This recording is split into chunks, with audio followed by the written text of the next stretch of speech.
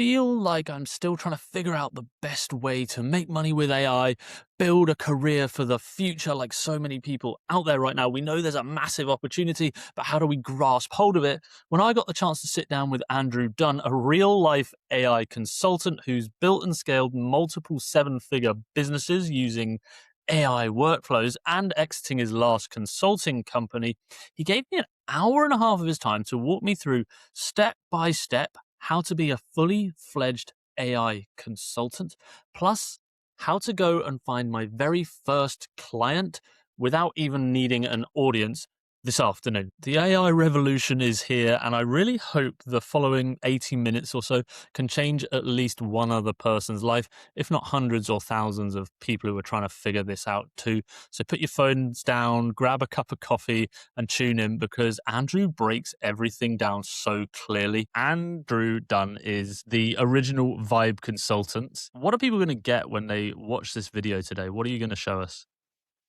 Okay, so it's going to be a very exciting one. So first of all, thank you for having me. And second of all, my goal of this presentation and this podcast with you and these wonderful watchers is to explain the opportunity of Vibe consulting or AI consulting in its normal term, and essentially how non-technical people are going to have an entry point into this AI revolution.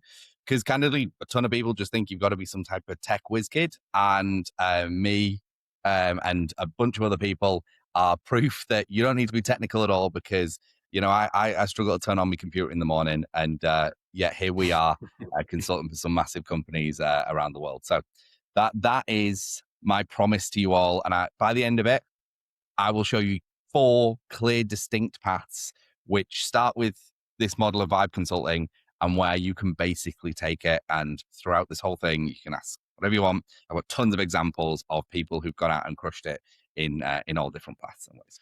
Sound Quick like a first plan? question. First Yeah. question is, what is Vibe consulting? Vibe coding, vibe marketing, right? This idea of vibe. I don't know why. Why is vibe AI? Why does vibe mean AI native? So I just looked at the domain. Hey, well, I've been a consultant for a decade. I wonder if Vibe Consultant is available. Hell, Namecheap did me a solid, and I managed to scoop that bad boy up. So the idea of Vibe Consultant or Vibe Consulting is people. It's more like professional services who are AI native. So we use AI for acquisition, we use AI for delivery. So we essentially just have ultimate leverage. So with my last firm, the last consulting firm, that's what I did throughout that entire process. I took that firm from being very laborious, which most of them are, to being totally AI native. And we went from working like 40 hours a week each to working like maybe 10 or less. And that was all through the power of harnessing AI to actually help with, like I said, acquisition and fulfillment. So That is a Vibe consultant. it's AI consulting, Yep. and you're a non-technical person. Yep. But you're an expert consultant, and you've learned to harness AI within that and show other people. So for someone like me, and I think probably a lot of people who watch my channel, I know how to use AI really well. I'm not a technical person.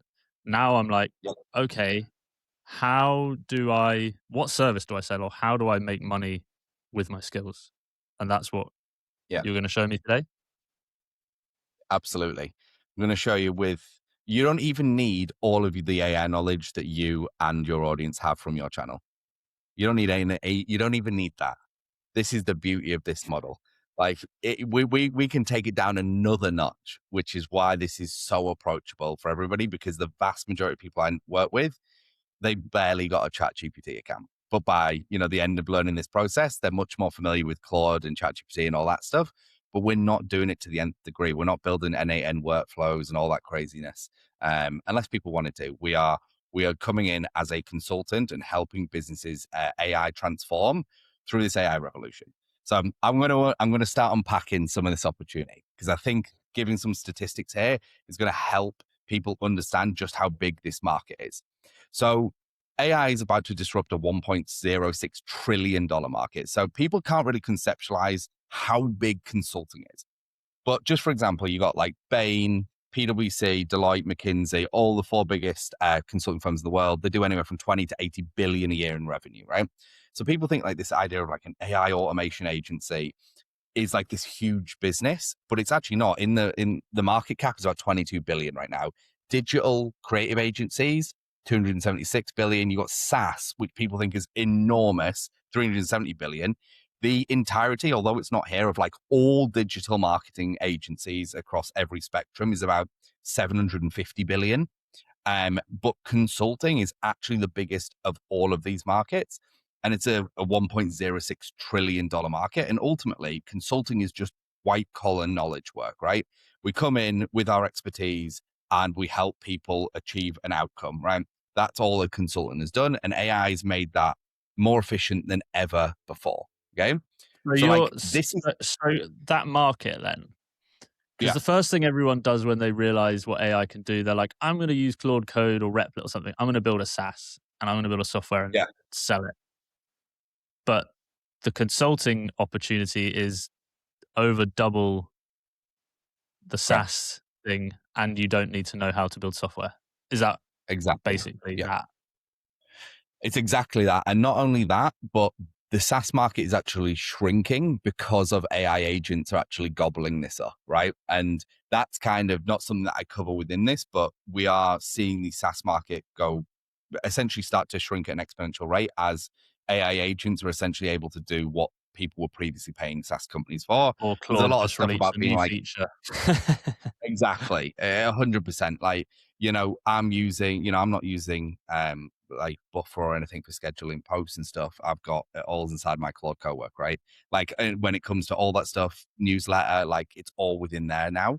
And I think becoming an API first software company, which is like another thing, is actually the only way they're gonna survive. But yeah, I mean, the market, Claude, ChatGPT, Google, they're all just Grok. They're just destroying SaaS at a crazy Yeah. rate.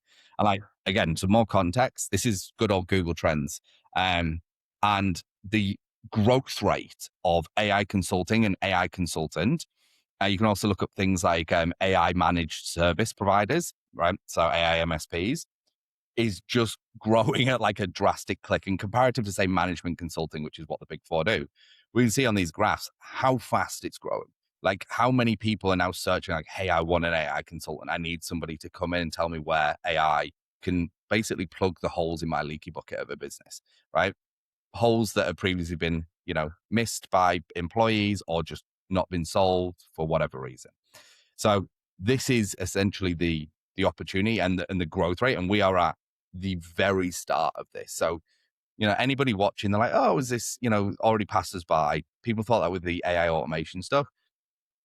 Like we are the early adopters, like innovators, early adopters. Like we couldn't be closer to the start, the tip of the spear. I always say, like it is so early, and there is hundreds of millions of companies that need this. So when people are like, oh, it's getting swamped or crowded, this opportunity is going to be alive for a while.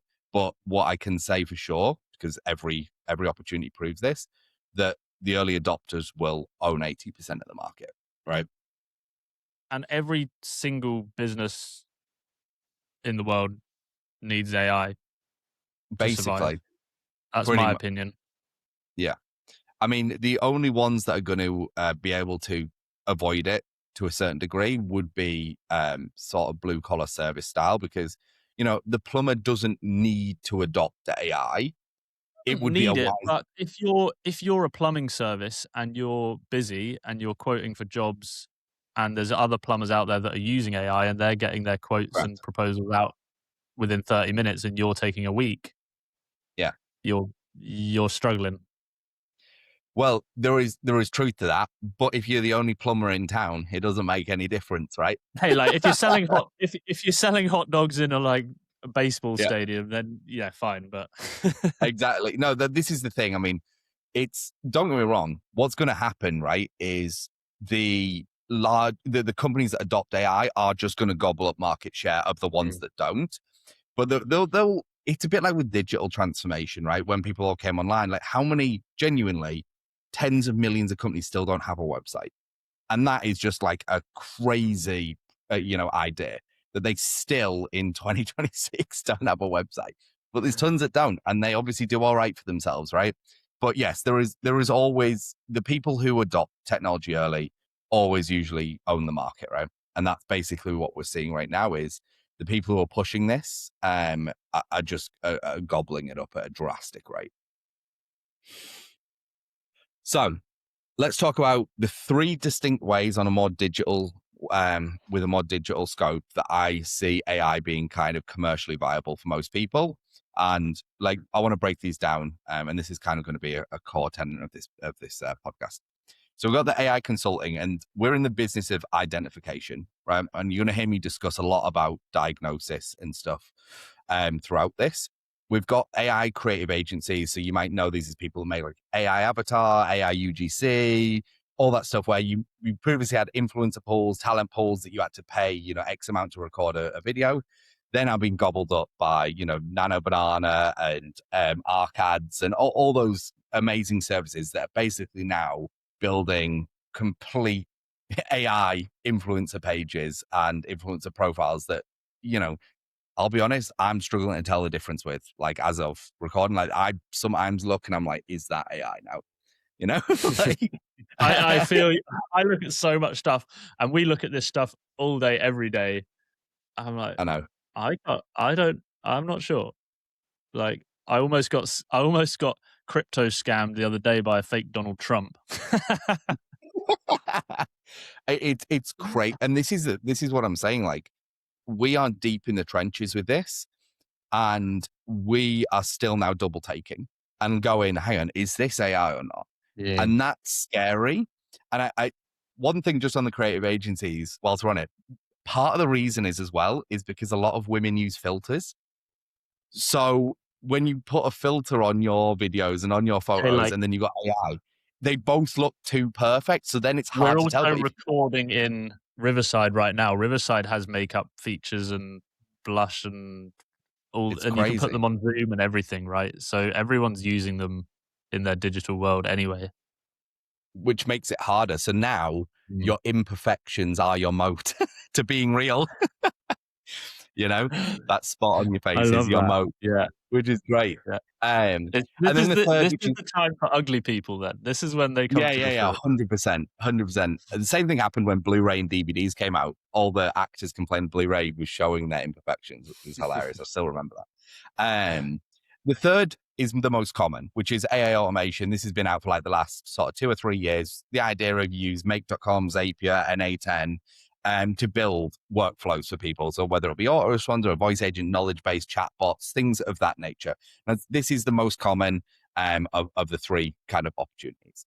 Now, when it comes to what each model actually sells to the end business, the AI consultant sells clarity. So the owner walks away and go with a clear roadmap ahead of how they can essentially AI transform.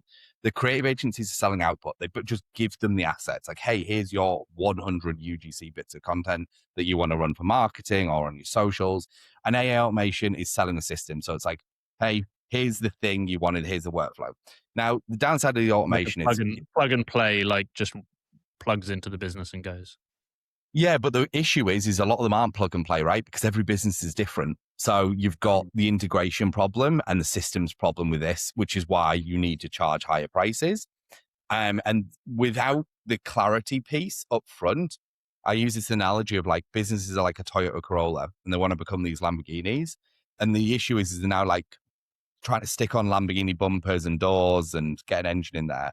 And at the end of it, they've got a Toyota Corolla with a load of Lamborghini crap on it. And then they look back and go, that's what I wanted. They actually wanted a Lamborghini. And for companies to become the Lamborghini, they have to actually take it down to a chassis, start there and understand like how do they become an AI first company. They need the blueprint to build their car, right? Exactly. Yeah. You've got to be strategic first. You've got to plan it out and go, oh, I need the chassis of a Lamborghini before I need the bumpers and the engine and all that stuff, which is why like these 2 work in tandem very well. And we'll touch on that in a little bit.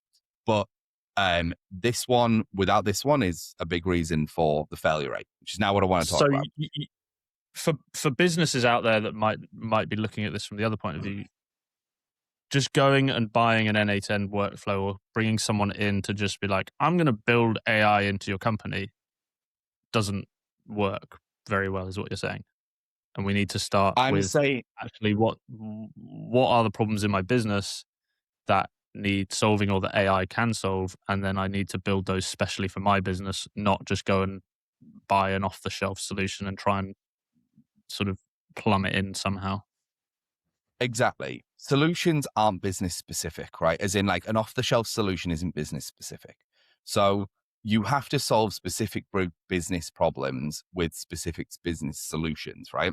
So you have to match them one for one. So yeah, I mean, this is kind of what we're going to discuss right now, and why a lot of these projects end up failing is because, you know, the founders, the owners see something cool on YouTube, on Twitter, gets the team so excited. Hey, we've got this workflow that's coming in that's going to do X, Y, Z, right?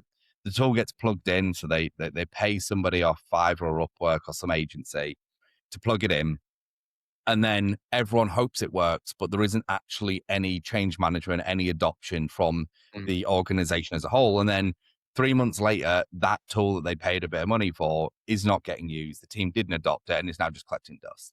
Yeah. And MIT did a study, I think it was 95% of AI implementations when they did it had failed to deliver any meaningful ROI. And it's because there is like a couple of core pieces missing that we do within consulting that basically take them from a low chance of success to a high chance of success. And one of them is the Mm. strategy part. So actually figuring out what would be meaningful to that business, which is what we're going to discuss today.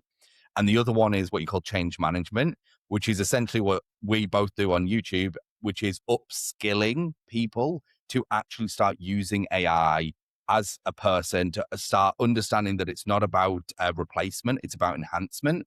And if you actually take that mindset of like, hey, we're going to upskill you and elevate you into like a Mm. superhuman, let's call it, then actual change, like real meaningful changes happen within businesses. But those two things have not been happening, right? They haven't had a good strategy. And then even when they have and they roll out an implementation, if change management and adoption wasn't there, it doesn't matter how good the implementation and the strategy was, it still doesn't happen, right? Because the people weren't bought in. And Mm. it's like the fastest way to know probably the implementation is going to fail is how bought in the people are within the company. Like, are they excited? Are they are they trepidatious? That's a great word. Yeah, you need a founder or the top level leadership to not just be ticking boxes of we did AI. They actually need to understand the whole picture of what's going on. Exactly that, right? They have to be either the founder has to be very AI aware and want to do it, or they have to have a senior member who is what we would deem an AI champion. So they might have, Mm. let's say, it could even be like the CFO. It really makes no difference, but they have to be in a position of power within the org, and they have to be really pushing for this. So when there is hurdles, they are the person that the organization looks at to overcome them. If it is kind of like, oh, everyone kind of do something, this is where this failure rate comes from, right?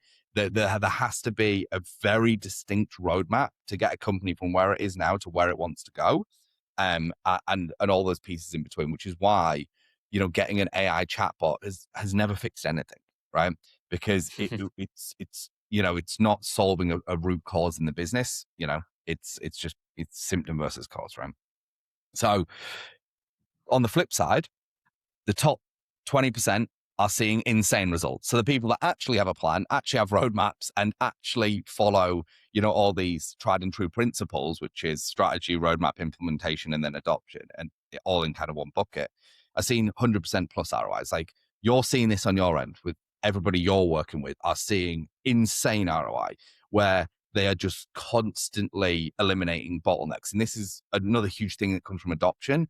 When you upskill a workforce, you also now don't have to go in and do everything. You are training the people to do it for Mm. themselves. So there is like this exponential growth curve within an organization when you are upskilling their staff as well. So the way this always breaks down is we find the expensive problem within the organization, or expensive problems, as it always is. We quantify the cost. So like, what's the labor wastage on this? How much is that spending? Like, what's the tool wastage? All that stuff. And then we prescribe the solution, right? So we're not ever giving them a solution prior to having an understanding of their business specifically. So these are And the three. What you're saying, if I'm right, these are the three steps of AI right, consulting. yes, these are Find the like the three problem, thirty how thousand. much it's costing them. Here's the solution. Correct. 30,000 foot view. This is basically what we're doing, right? So we're going in, we're finding all the expensive problems, we're quantifying the costs of, what would basically get them in ROI, and then we prescribe the solution to them. Exactly that. So I've got a saying that, I use all the time in my content in my business, which is prescription without diagnosis is malpractice. And it obviously comes from the medical field. And I always love that because with the AI, revolution, that is what's been happening, which is everyone saying, hey, buy my AI chatbot, buy this workflow, do this. And they haven't actually diagnosed if there was a root problem they're solving for. They're just prescribing them the solution that they have, right? This is So why to jump on that medical sort of angle to kind of get this straight in my mind is, I mean, in the UK, we have our GPs and our general practitioners where yeah, I go to just, I've got a problem, or like I feel like I should go to the doctor. He diagnoses the problem and yeah, then he prescribes something.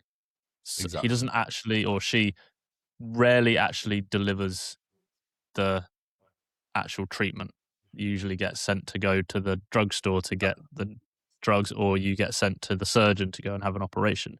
Is that, because for non-technical people, is that the same sort of thing that we're going to, you might be touching on this later, the same Yeah, sort of thing, like you get to the diagnosis and the prescription, but you're then working with sending them off to other people or yeah, doing the implementation?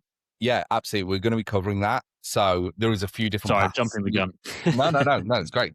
So yeah, the reason the medical term I use it is because it's so relatable, right? Like we all know what it's like. You go to a doctor, and it is literally a crime that carries a very serious jail sentence if you give people drugs without diagnosing their actual problem, right? Like it's not like, oh, it's like a slap on the wrist. It's serious, serious stuff.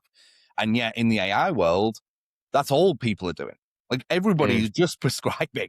Like that's it. And that's the issue with these AI automation agencies is the CEOs are coming in and saying, hey, I want this, but the CEOs a lot of the time, they're too far away from the core problems, which is what I wanna dive into here, right? So there here's how we're going to break it down, right? This is why it fails. So step one is that if there's no quantifiable problem, there's no way for us to measure an ROI for us implementing a solution. So we can't tie back money or time to it, right? We can't measure ROI, right?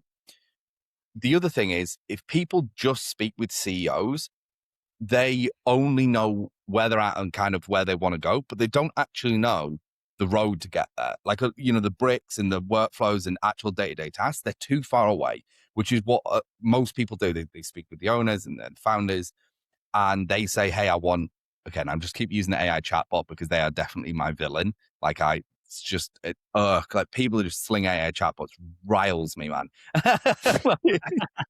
It is my villain arc, I'm telling you, people that sell goddamn AI chatbots. And then, yeah, so you without diagnosis, essentially you're just selling a hammer, right? So most AI sellers walk in with a solution without hunting for that problem, which is what we've discussed, right? When diagnosis de-risks the solution for the buyer.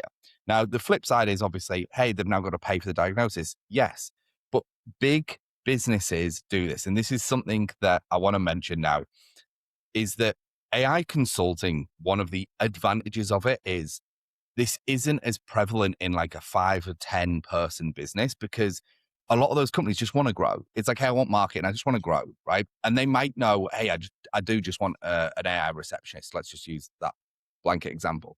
But when you go into a $50 million per year manufacturing company and you find out the owner is, 80 years old and still does all the quoting and estimates, which by the way is mega common. Like people are like, no, it's not Oh, seriously common because it is, they, like I see that as well. I'm speaking to business owners, manufacturers down here in Cornwall. Basically, every manufacturing business is run by a 60, 70, 80-year-old owner correct. is still fixing the toilets. Yeah. And the big reason is that, especially like on the estimation and quote side, right, is because they've grown up with the industry. So they look at like stock prices and stuff. I don't want to go too deep on the rabbit hole, but they understand their margins and scope creep. And they've just, it's all in this like Yeah. mental model that they've built up over 30, 40, 50 years of doing it. When now AI can actually import all that information, like drag it all in and actually enable, a young Thundercat, some 25-year-old who's really into his manufacturing and engineering to come in and actually have access to that knowledge base of the 80-year-old, where projects now aren't being, misquoted and, which is losing the company money, which is just, it's a huge, huge unlock for a lot of traditional businesses, which are incredibly owner reliant. And believe it or not, size, like I said, I've been inside of manufacturing engineering companies, which I've done a bunch of this in, and there'll be 50 plus, people again, like, they might be doing 30 million a year. Maybe owner and his wife, she still does all the finances and he still does all of the sales and estimation. Like, and yet they are deep in the 8 figures, real common. And you can think like, they're just a couple of examples, but it's the same in so many businesses. No, I don't want to get too bogged down in this bit, but it also, when you look at the sort of talk around that generation wanting to transition out of their businesses and wanting to try and sell them and stuff, it becomes really hard to sell that business because it's so reliant on the 2 owners that actually thinking about some of the stuff I've done in the past, that's an even deeper niche for AI consulting, is like, I'm going to help you sell your business as well as implement these systems. Like, the opportunity just keeps growing in my mind. So anyway, keep going because I want to learn how to do this. I was going to say, I'm glad you brought that up because we've actually consulted with a company and their goal was to reduce key man risk to exit in 3 years. Because the guy's literally 84, no word of a lie. And that is literally was the point of the engagement, was to remove key man risk, to automate what he does so they can sell the business in 3 years. So that the whole point of the engagement was actually to do with enterprise value and exit. So we do that too.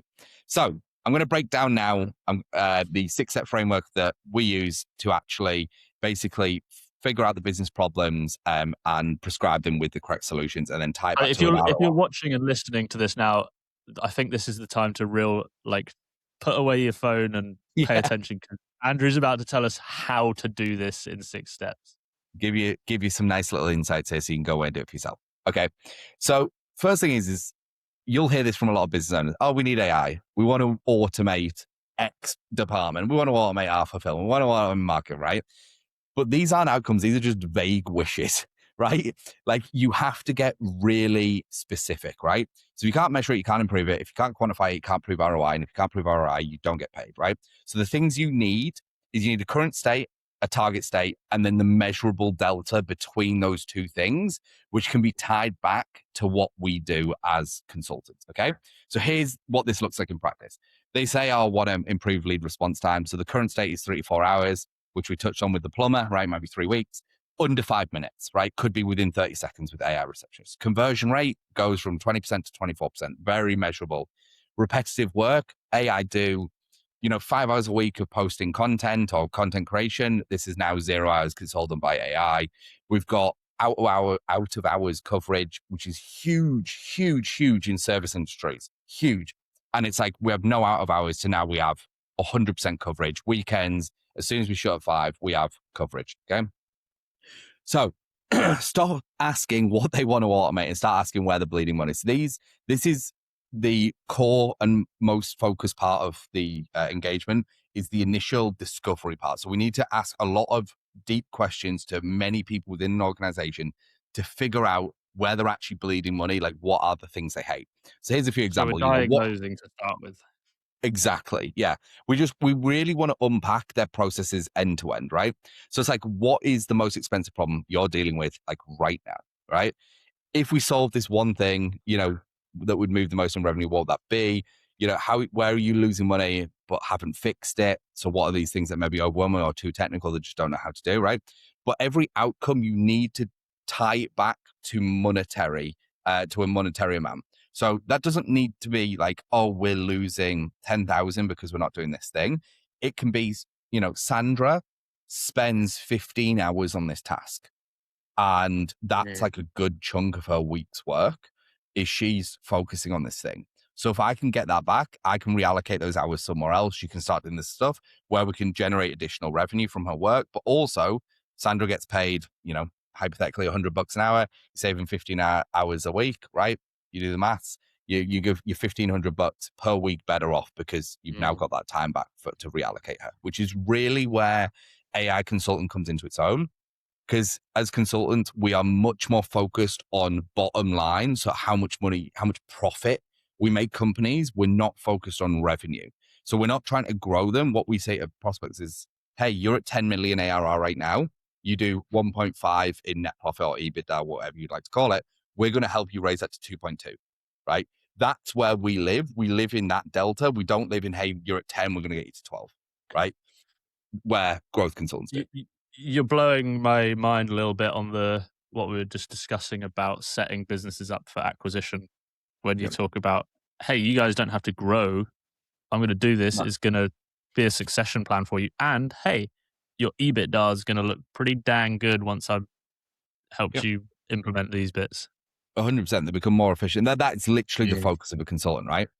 So let's talk about mapping, because this, again, is very important. And what's crazy is most businesses have never mapped their processes ever, literally ever. Step 2, so we're finding all the problems and asking deep questions. Then step 2 is we're just asking all the questions to figure out their processes, and then we've mapped them. So step 1 is asking all the questions, figuring out their processes. Now we want to map their processes. So we need to ask all the executives and all the employees everything from day to day. So we need to know everything from strategic thinking and decision all the way to the thing getting done. And whether it's a success or a failure, we need to know every single bit in that chain.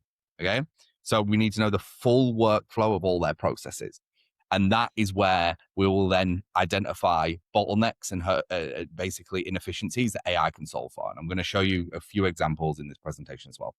So executives should know the destination, but operators know the road. And this is why interviewing both, the executives and the employees is incredibly important. And one of my favorite techniques for everybody to take away is ask them, walk me through exactly what you did yesterday morning, and then just keep asking, and what did you do then? And why did you do that? And what did you do then? How does that work? And all of a sudden, you'll just start to figure out, oh, they have to open 3 tabs and take it from that CRM to this ERP to the, and you're like, why are you doing all? Oh, it's just how it is. So we're literally, all you have to do is, in this mapping process, is sit down with someone and just get them to show you or / tell you from 9 a.m. to 5 p.m. what they do all day. Correct. That's as simple as that. Yes. But it sounds simple, but you've got to be good at just unpacking, because a lot of people will intuitively just skip over the inefficiencies because they're used to them. So they'll go to HubSpot, and then we do this, and then we do this. And then they'll be like, well, what do you do in HubSpot? Oh, we have to click here, and then we have to duplicate this. Why do you have to duplicate that? So it's like, show me every click of your mouse during the day. Exactly that, which is what we are going to be diving into. So here is an example, right? So a follow-up with leads. Well, what does that look like? It's one task. People just follow up, right? But let's break it down. So if they open the CRM, they'll filter leads in the last 24 hours. They check the ICP match, make sure they're a good fit for the company. They read the submission details. They'll then draft a personalized response, then send an email, and then they'll set a follow-up reminder. Yeah. So the assumption of we follow up with leads, which we all do, is actually 7 tasks. But what's the actual SOP that you have in your mind that isn't written down anywhere? Correct. It's the assumption we all make. It's the clicks we all do without thinking about it. And this is where we want to pull out the inefficiencies, right? And that's what, as I said, then what happens? This is the stuff. Then what? Then what? Then what? Okay. So let me walk you through a real example. We did an assessment or an audit on a company that had a reasonable sales floor. Okay. So they had 8 SDRs at the time, and each SDR was wasting about 2 hours in the morning before they did a single sales goal. SDR, break that down. Sales development representative. Think about, these are the guys not closing the deal. So from like a prospect, whether they're doing the prospecting, they're going out and having to source the leads. There might be inbound leads, but then they will set them up to set with an account executive who closes the deal, right? Yeah. So they are basically, all they do is identify prospects, qualify prospects, and then book calls with an account executive to close the deal. That's basically the flow. Very common in like SaaS. This is like super common, right? They're doing a lot of the grunt work. Correct. Yeah. So the VP was like, oh yeah, They spend all their time selling. But then what we actually found is between 9 and 11, all the reps were having to manually prospect, right? But they just didn't know, right? Real common. And he just had no idea. He's too far away, right? Here is another example as well, right? And I'm going to break down the numbers of the SDR one in a second too. This one's really unusual. This is actually an investment firm who focused on deceased property owners, right? So this was like their niche was like finding properties that basically they didn't have owners anymore because the person had died. So it was like, this is what their steps look like in the day to try and identify a lead, right? Pull tax records, filter by value, filter by taxes, individual or company, ancestry, obituary, public records, and then cross-reference, then verify, then document, then next lead, right? So between steps 8 and 9, just these two bits here, was about 15 minutes a lead. So once they'd got this, they then had to do about 15 minutes of verification, right? So if we're pulling, 30 leads a day and we can save them 15 minutes here on each one of those leads, we're starting to get back some serious time in just this one workflow. So right? you're not even talking about automating the whole, or like trying to AIify the whole thing. It's like, I've got this thing. What is one step in this process that I could use AI for to start with? With this one, we couldn't do it because of some of the, like a lot of the portals and stuff weren't modern. So yeah, I was breaking down in terms of like, the goal isn't necessarily to go from step 1 to step 11 when you're breaking down these processes. You're like, okay, if I can just improve one of these steps or two of these steps here, and it's going to save 15 minutes of clicking around across a whole sales team, you could then calculate the ROI on just that one little thing in a business. Correct. I mean, ideally though, I would automate this whole thing. So Hey, don't get me wrong. course. Yeah. So with again, and this is where I think tools like Cowork and Manus and stuff actually would be able to automate this, a lot more of this now. And this is another advantage of us being in the AI world. Projects we did 3 months ago, 6 months ago, we could now go back and sell them more stuff and update those processes because so much has evolved. Like in the last 3 months in our internal consulting firm, we have like totally abolished N8N. Everything is in Claude Code now. Literally everything. We do not touch Zapier, Make, or N8N basically anymore for anything. Like you might have the odd little thing, but honestly, it's like we are 99.9% Claude Code now. And that is in the last 3 months. That's how fast this evolves, right? So now with agentic services like Manus, right, and Claude Cowork that can go on the browser, you could actually automate more of this now. And with the ability to make your own MCPs, I don't want to go way too technical on this, but you can now, develop your own stuff there. For people in the past, like myself, who would have been like, like, I get this stuff, but I don't build those like crazy NA10 flows you see people posting on TikTok and LinkedIn. I look at them, I'm like, great, but you haven't actually replaced the whole marketing department with an NA10 flow, which is probably going to break, and I'm going to spend more time trying to figure out how to fix it than it actually runs. Yeah. And you're not the only business that has had that sort of make.com back end that's gone, I don't need to call up my make.com guy anymore because I can just tell Claude Cowork or Claude Code to do the thing. I don't really care how it does it. It just does it. Yeah. Not for everything. Like that would almost be on the extreme as well. But for a lot of stuff, it absolutely can. Like I those videos where they said, yeah, replace my mic. No, you didn't. No, you didn't. You made it. Relax. You made a YouTube video. Relax. The funny, like I give people this example all the time. So this is one we did for a solar company. And this was in NA10, was really, really useful. So anyone that's dealt with large sales team, and solar is like an extreme because it's all door to door, they'll have like, they might have 500 plus reps. Anyone that has dealt with a sales team knows they are terrible at admin. Salespeople hate it and they just don't do it. And it is like the bane of the managers in my existence to chase them up, right? I've got a sales team. So the simple workflow we built was in Telegram, was voice to text transcription with a CRO update. So they would go door knock and they'd say, hey, I knocked on 123 John Street. The owner wasn't there. And they'd send a telegram and then it would transcribe that and then it would update the CRM with that note. And the reps would more than happily just voice note after each door knock. and just fill it in. So so here we're saying I'm speaking to this company and they're an old whatever firm and it's an 80-year-old owner and it's like, oh, but my team, they'll never be able to learn AI to use this stuff even if you implement it. But that's not even necessarily always the case. It's like, Yeah. I'm just going to make it easy for the staff to do their job. Don't worry about what's going on underneath. That kind of takes care of itself. That's all So I they're do. not, yes, you can go in and upskill the staff and train them how to use Claude Cowork and Claude and stuff, but you don't even have to go as far as that. Definitely not. And candidly, don't try and force a square peg into a round hole.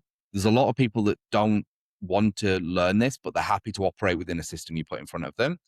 And I'm a big believer in like, hey, I'll give everybody an opportunity and really push the ones that want it. But again, like if Doris she's happy, to say, hey, just go and click these buttons and do this process now, and you just train her on it. She doesn't need to know in the back end. She doesn't want to know. She just needs to know how to do the job. Like that's absolutely fine.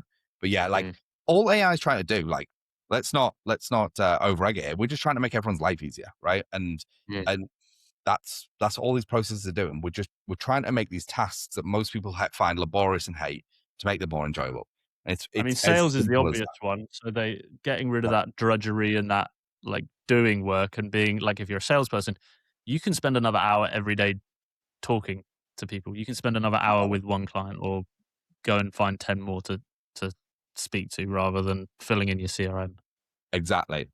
So these are the four questions that we ask about like every task within an organization, just to figure out whether this is something that really genuinely should be automated or improved with AI, right?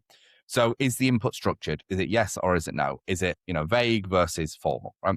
Are the decisions rule based? Yes or no? Is it a judgment call? Is the output predictable? No, it's creative, it's a strategy, it's whatever, it's almost a bit more esoteric. Or yes, it's like standardized responses. And is it repeated often? Yes and no.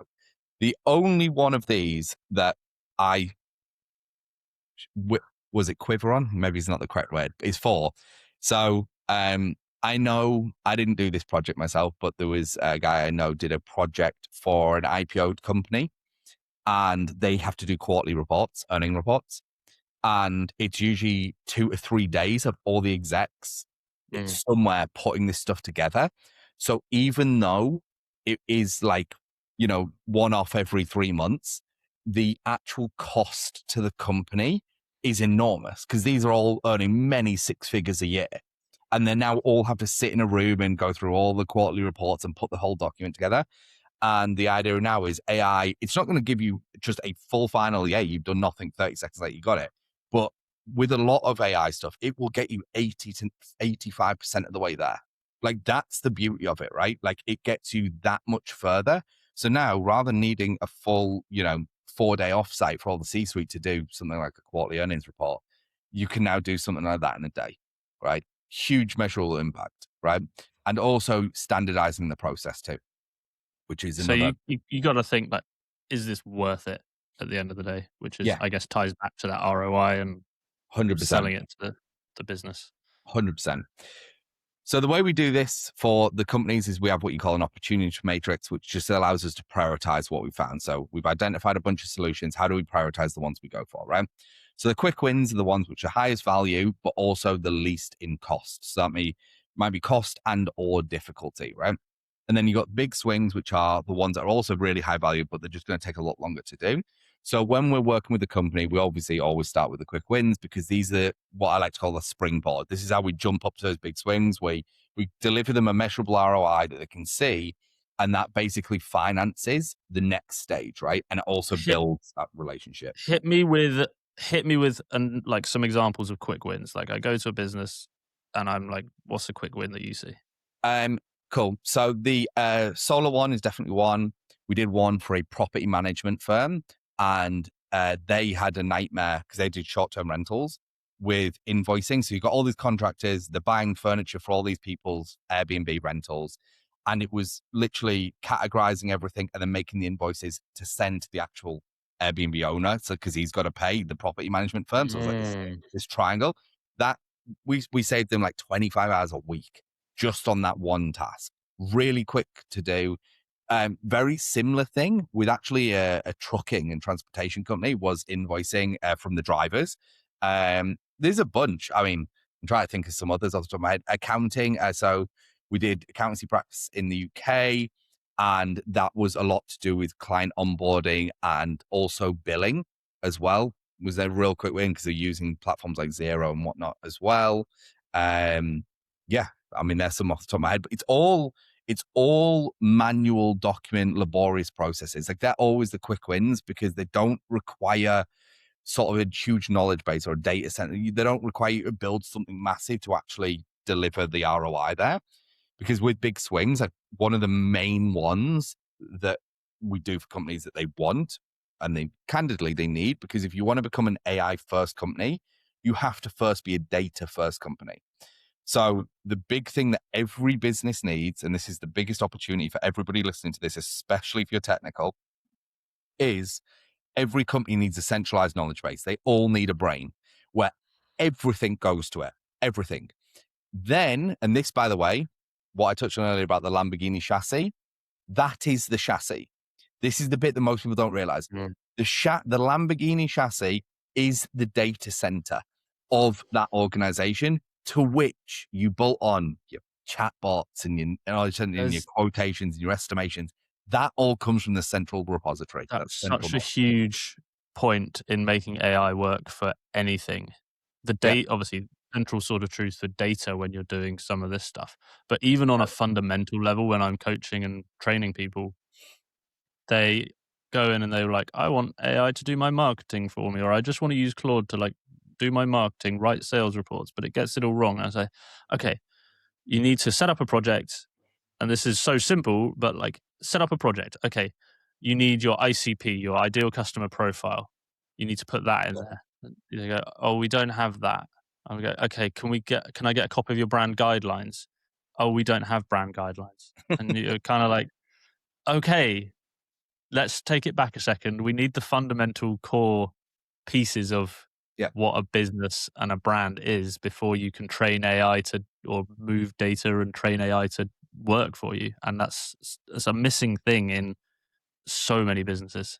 It's basically not in any business. This is the point. Like AI consulting, and I call it like boring AI, it's the boring. It's like strategy and data and just basically teaching companies how to have good foundations so AI can then actually come in and genuinely transform them into the vehicle that they need to become in this next wave, right? And So it's not what people think AI is, or the first step is not, because I've been to people and they want me to like help them AIify their business, which is great. I can train, upskill people. But I feel like sometimes they've got a huge tech stack. They've already got like 20 pieces of legacy software in the company. And me going and saying, hey, use Claude Cowork, use this, use these 5 AI tools. It's just adding, the team and the staff are just like, but I've already got to use 7 tools a day, and now you're telling me to use 3 more, and they're all disconnected because all their data sits in a different piece of legacy software, and a OneDrive and a Google Drive, and then a accounting system and this and that.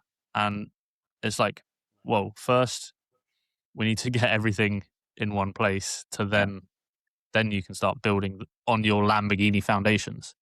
100%. Yep, that's it. That's literally it. Yep. So let's tie back to some ROI. So, we touched the SDRs, sales development representatives. So this is actually the numbers for this team. So our business owners, they're logical people. They buy ROI and outcomes. They don't buy some fancy end-to-end workflow. This is why people that say I build this really complex thing never make sales, because no one cares, right? They just want to know what it's going to do for them, right? Standard sales principle. So this is the formula for you all to use. Time wasted times number of people times day per year times loaded hourly cost is the annual waste. So this is the real number for that SDR one. They were wasting 2 hours a day. There was 8 SDRs, 260 days a year, $40 an hour was what we averaged it out at. So this one workflow was, this one process was wasting them $166,000 a year. Now, if we said, hey, we're going to charge you $60,000 to fix this, And candidly, most people are going to charge significantly less. They're going to say, hey, we'll do it for $2,000, which is something that I see so often, is people undercharging like crazy. Like, it's unbelievable how you go, oh, we've got these solutions and we've pulled out, we can save you 500,000 a year. And they go, I'm going to do it for $5,000. What? Like, what are you doing? Like, it's worth like 100,000. And you're thinking, yeah, but it's really easy to do in NAN, or it's really easy to do in Clocker. They don't know that. It's They easy for don't know that. you because you know how to use NA10. It's Yeah. not easy for anyone else. Correct. Like, it's this thing that riles me, is people undercharge like crazy. Like, one of the big things I coach on is pricing, right? It's unbelievable how many people have just belief shattering breakthroughs when they go to market and go, oh, how much is running an AI audit or AI assessment? You're like, anywhere from 5 to 15,000. I wouldn't say that. I'd just give them a price. And people go, they're not going to pay $5,000 for me to put together a presentation. And then when you do it, and then we had someone, her name's the Horse, she's awesome. And she charged $5,000 for her first audit. And it was actually, ironically, was a manufacturing company. And the owner called her up after doing it and told her that he felt guilty for not paying her more because he didn't realize it was going to be this valuable, right? Like, people really don't understand how valuable it is we're offering, because we're all digital. Can I just go back one step? Yeah, sure. Yeah. Because you said she charged $5,000 pounds? $5,000 Yeah. for the audit. Yeah. So just the going in and seeing what they do and saying, hey, here's all the different options. Here's all the ways you're wasting time and money. Correct. Yeah. It's a presentation deck we put together, very similar to this, where we break down where they're at now, what we've identified, the workflows that we identified, the AI solutions, the costs associated with them, and then the roadmap too. And the business owner said, just for the audit, just for the diagnosis, that she was undercharging. Correct. Yeah. Okay. So now I see, when that first slide, I understand more that opportunity that you were presenting at slide at the start. Exactly. We don't even have to, so I'm just trying to get my head around it. I don't even have to teach them to use any AI. I don't have to implement anything. I don't have to build an NA10 workflow. I just have to tell them the problems they have and map out the ROI for them, in its most basic form, and I can charge for that process. Correct. Yep. Which, by the way, is what the big four do. Like, they start with strategy. So you have to have a roadmap. Like, this isn't weird to big companies. This is how every big company works with consultants. Which is why you obviously get that thing of consultants get paid a lot for doing nothing, but actually you can't do the rest without the roadmap, the diagnosis, as you said. Yeah, you have to have, that's the value. You have to have a roadmap. That's the point. It's like, there has been I think 40 billion they estimated, but it'll be more than that, was on ROI solutions that just didn't work, has already been spent, but it'll be significantly more than that. And it's because they didn't have a roadmap. They were just bolting bumpers onto a broken down Corolla, and they expected it to work. And there wasn't all this stuff that we've touched on so far. Like, consultants exist, and they've existed for a long, long, long time for a reason. And AI isn't, people think, oh, consultants are going to be dead because it's knowledge work. Here's what I see so many people are trying to do. They're like, oh, I can use a voice agent to jump on the phone with the owners. They can ask them a few questions. AI can actually do the interview process. No. The reason we're able to charge so much is because it's human to human. And then the reason Can I just say, nothing grinds my gear. You've had your grinded gear rant. Nothing grinds my gears more than going into a business and them saying, can you automate the whole thing for me? Show me how to do it so that I don't have to have any staff, and I can just sit on the beach and maybe I'll take a couple sales calls for high value stuff, or I might send a few WhatsApps. Nothing annoys me more, because I'm like, you don't want a business.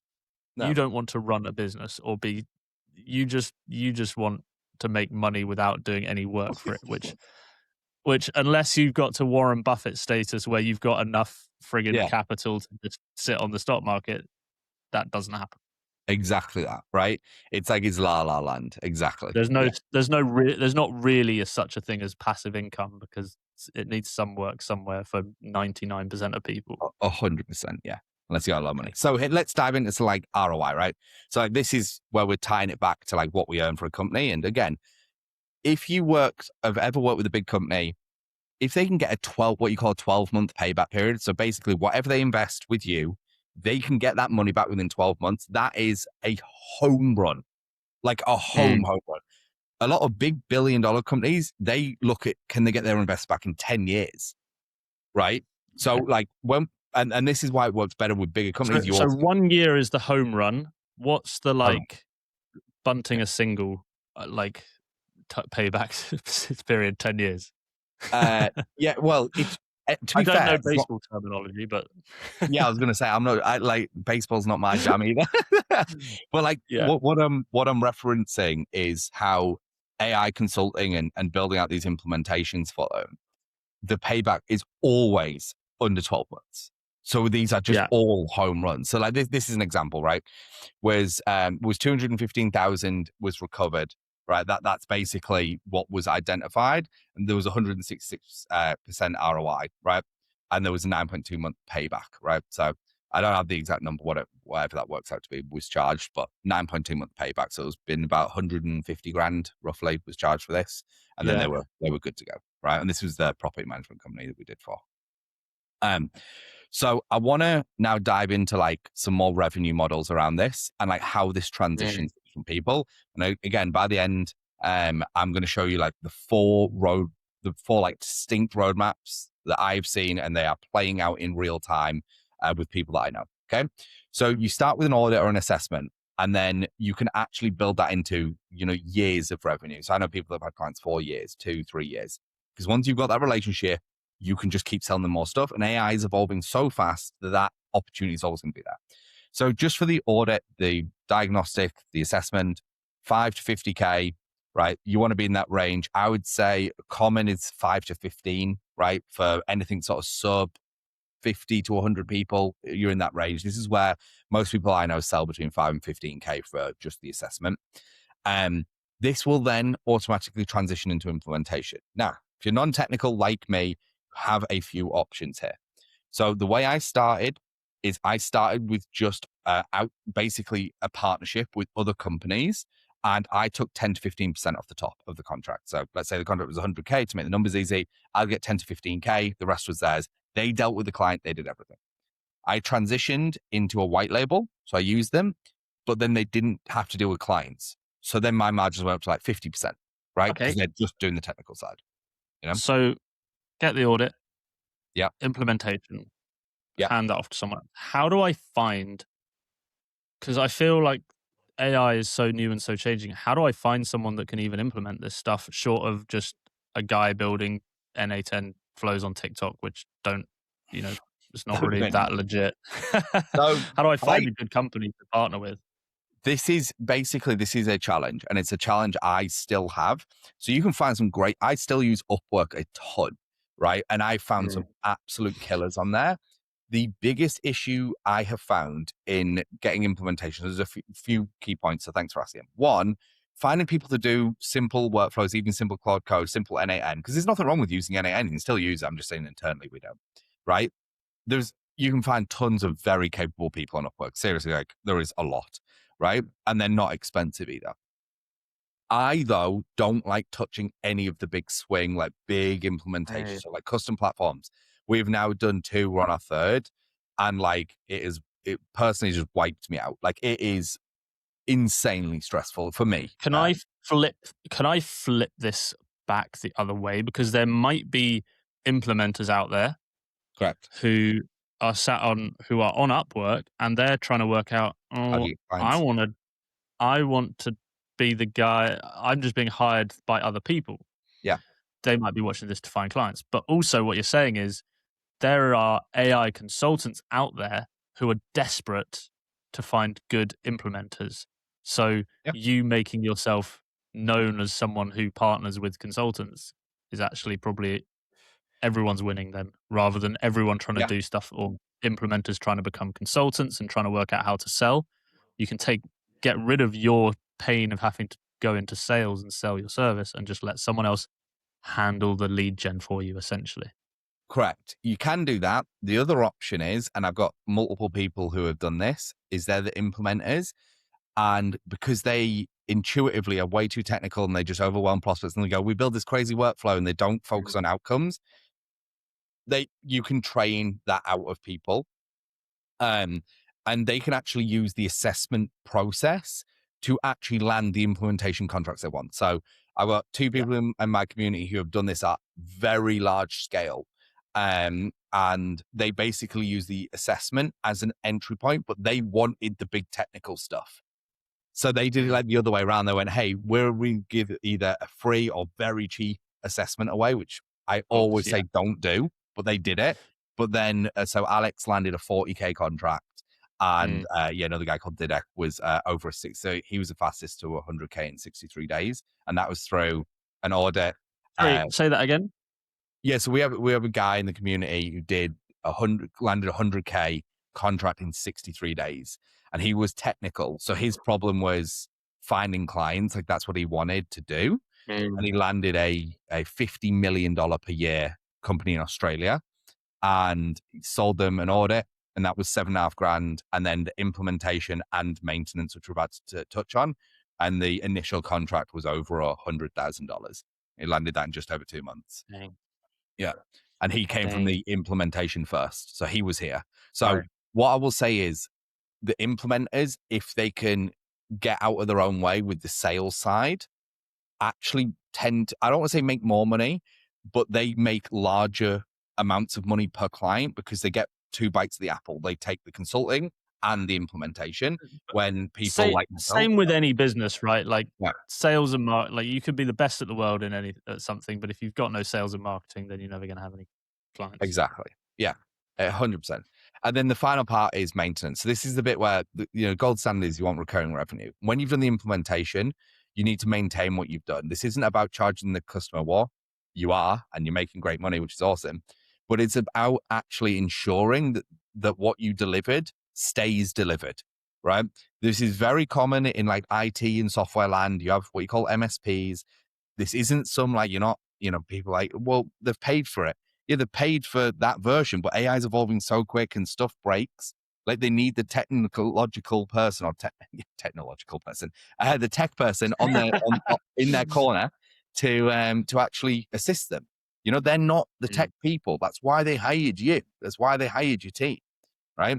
And this is how you build that recurring base. And this is awesome.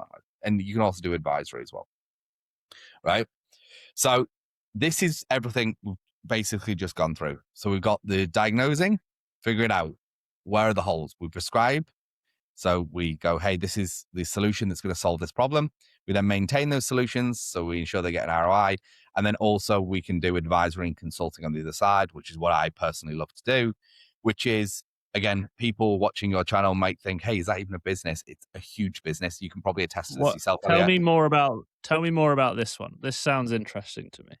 Well, this is what you do, my friend. so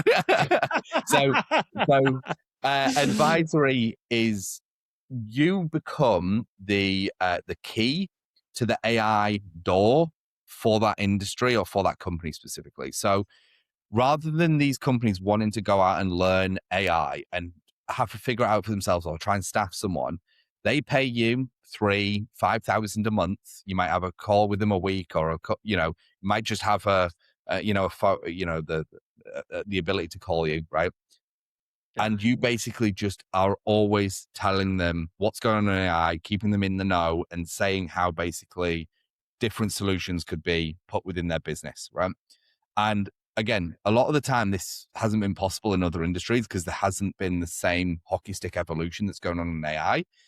But having somebody that always has their finger on the pulse of the AI world is an incredibly valuable thing for businesses, right? Because So they don't want for to. me, from a completely selfish point of view, out of all of this, like I'm Yeah, giving a lot of this stuff free away on YouTube.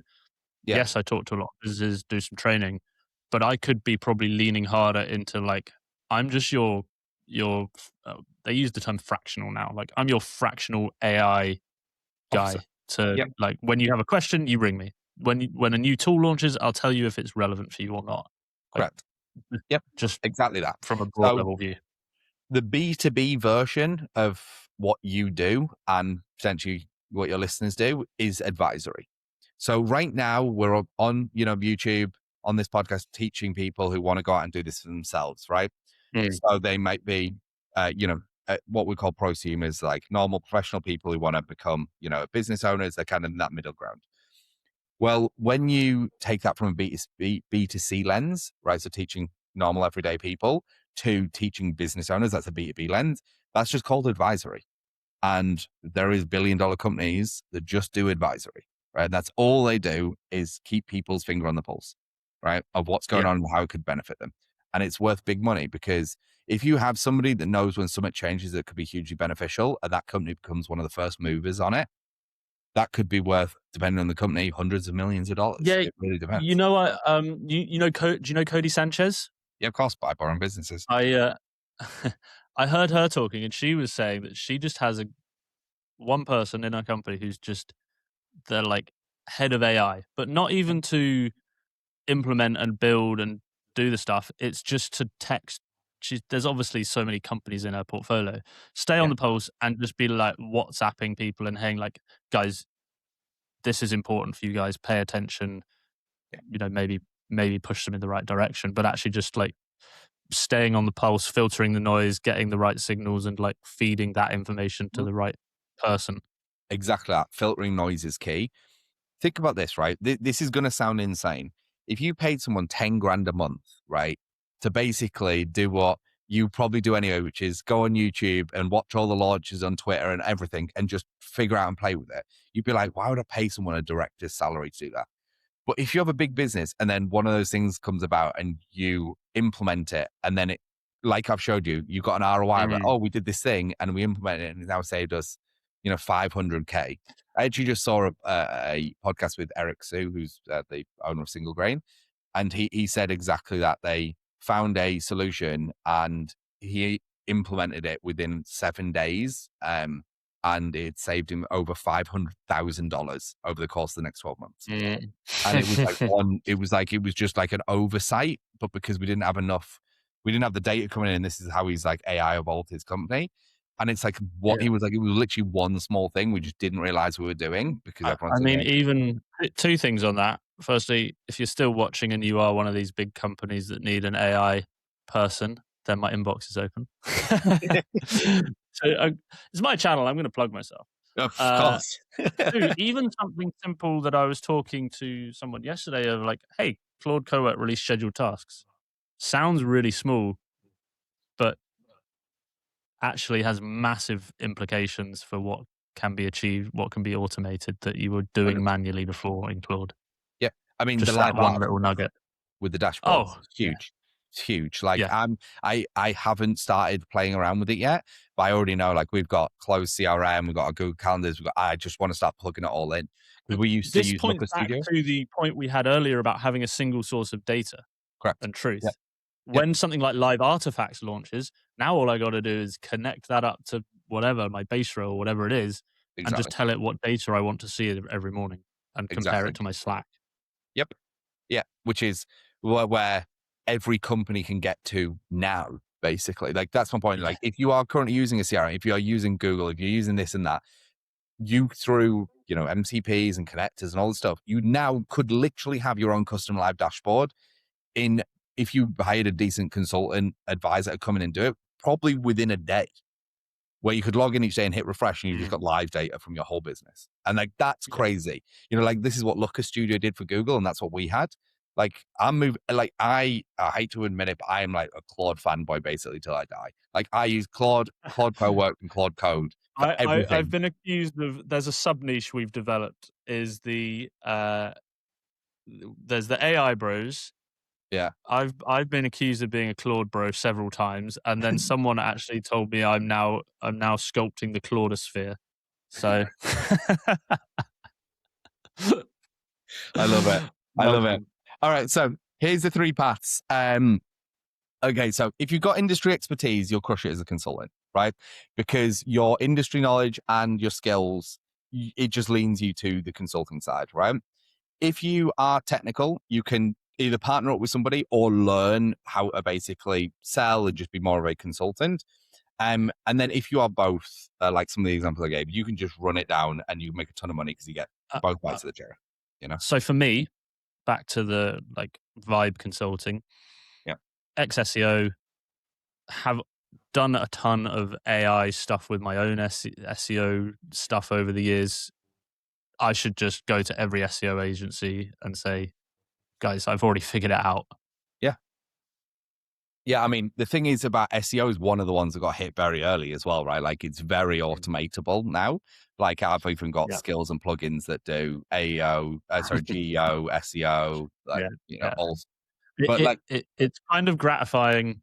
It's not good, but in some respects it is good. But when I saw ChatGPT come out, and it took me a week to try it actually, and I was like, I got to try this. And I sent my boss a message. I was like, holy crap, have you seen ChatGPT? And I yeah, think I realized then, one, obviously I needed to figure it out for clients, etc. Two, I remember thinking like, I don't think my job as it is will exist in 5 years. Now, in the UK, people are very slow to actually uptake this, so the job does still exist. But when I think now about what I was doing, what I can do, what I see other people, just like skills that I build for other people to go and run audits and stuff, like that's 80% of what I was doing back then, and it's yeah, 5 years later. So I'm I'm happy my thought paid off for once. you transition, right?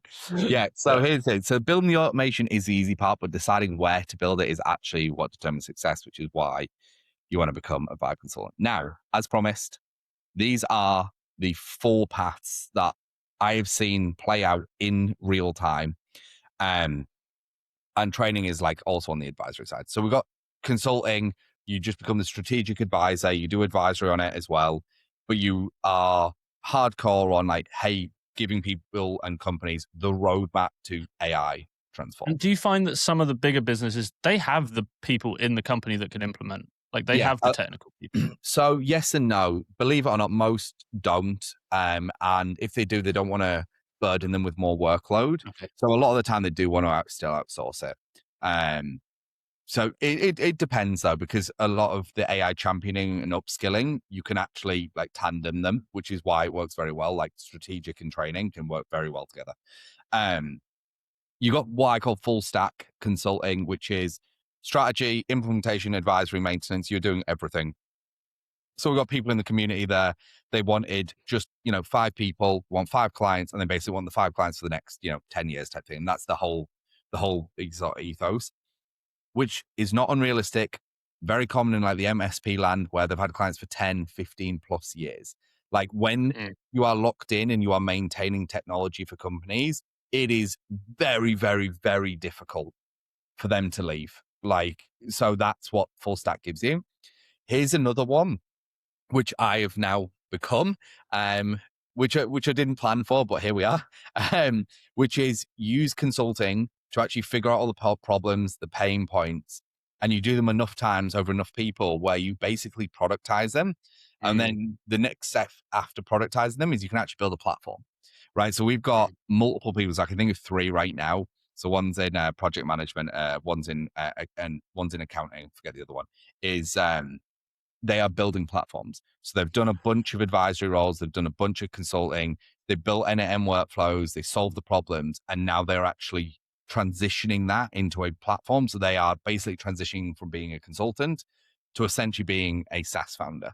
So if you are someone who dreams of having a SaaS business, that's the goal. Yeah.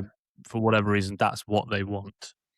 Instead of making the fatal mistake of building before they validated Well, yeah, and yeah, then being like, oh, no one, I spent however much, even now you can run up a big bill very quickly. easily, yeah. Uh, now, and obviously most AI bros, and I've probably been guilty of this in the past. Like, hey, just go on Reddit and then just like find a problem and then solve it, which again is like might work, but Yeah. haphazard. Pick everyone knows some particular industry, even if it's like they've been working in hospitality. Pick an industry you know really well. Yeah.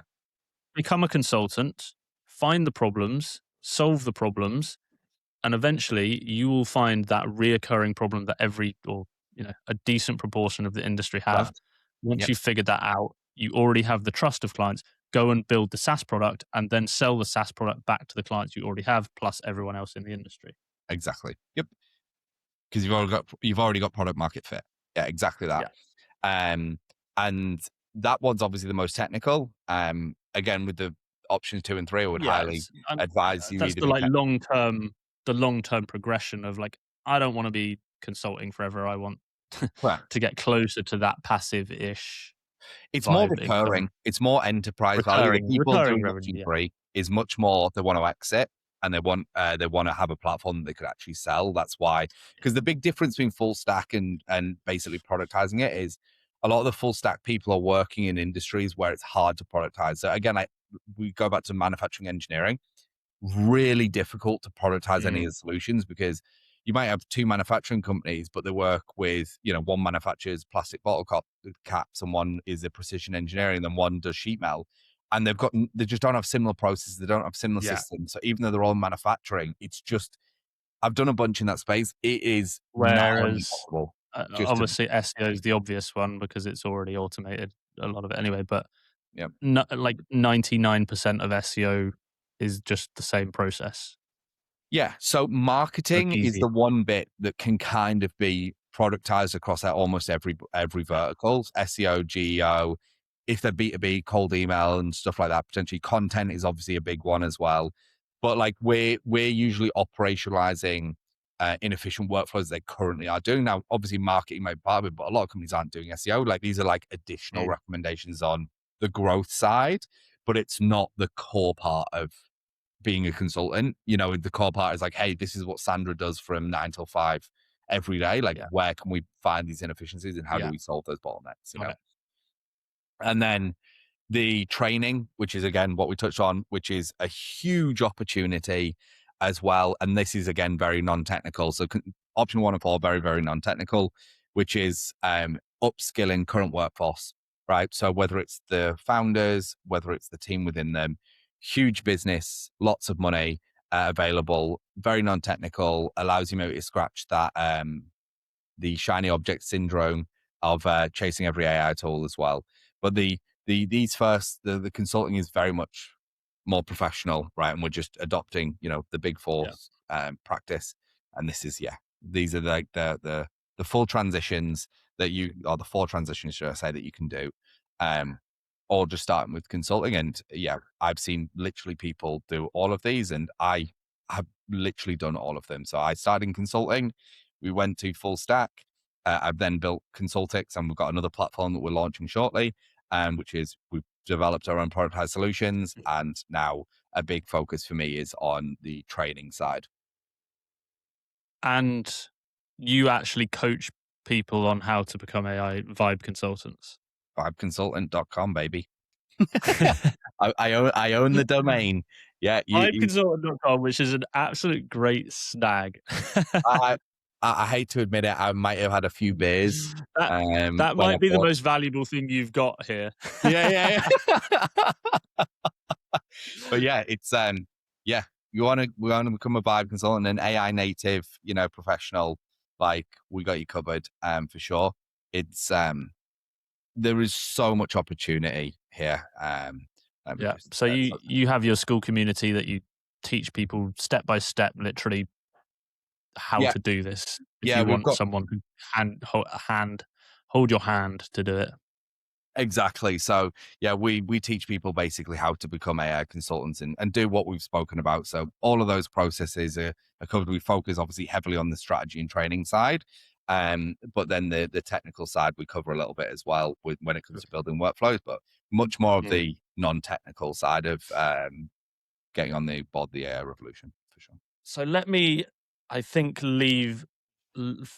finish with the burning question that I think, like, I've seen this. I think I can do this Hmm. with what I know and how it certainly obviously And the training and the like advisory, but the rest of it, yeah, of the audit. How do I get my first like, what do I do now? I'm like, I've got Friday afternoon. How do I go and get a Can I go and find a client this afternoon? How would I Yeah. do that? Yes, absolutely you can. So assuming you have a career, had a career, still have a career, wherever you are in your, you know, life right now, there is a very, very, very high chance that someone in your Rolodex would be open to doing this. So a lot of the For time, younger people, you might need to explain Rolodex. yeah, yeah. So Rolodex is just your list of contacts. So you look at your Your phone, WhatsApp. email, maybe your LinkedIn, you know, and there is tons of people. So a lot of the people that I work with, the reason they close their first deal in, you know, we've had people in a day, 3 days, a week, like many, is because it always comes from their warm network. Now, does that mean Mm. if you don't have a warm network, you can't do this? Obviously not. It just takes more time because you're going to start prospecting. And the first one, I recommend people either do it for free to become comfortable with the process, or Yeah. you do what you call a back end deal, which means you take no money up front and you say, and if you are satisfied, you know, it'll be, you know, a couple of thousand. But for any reason, if you're not, as long as you're willing to give me a case study testimonial Guaranteed. reference, I won't, you know, hold it against you. But like, I just need those three things because once you've got, you know, some social proof, once you feel more comfortable with the process, you will also just realize how insightful and how valuable this is to companies. And I'm never a big proponent of working for free, but Yeah. I would say I would always advise people this back when I was doing SEO and they're like, how'd you get started? I was like, go to a business and offer them it for free for the first couple. So Yeah. you can get skill, get confidence, and get case studies, and Yeah. then you can start sell. And I'll also say for people out there that think they can do this as well, obviously go to Andrew's community, but also go to any networking event. Go down to the Yeah. local It's pub. huge.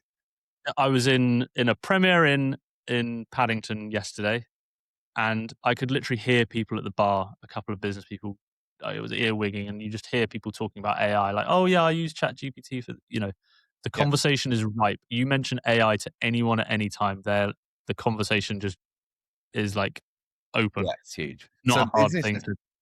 I'm glad you brought that up, honestly. So we had we've had two, a guy called Darren and a guy called Chris. So Darren closed a £3,500 deal from his first networking event.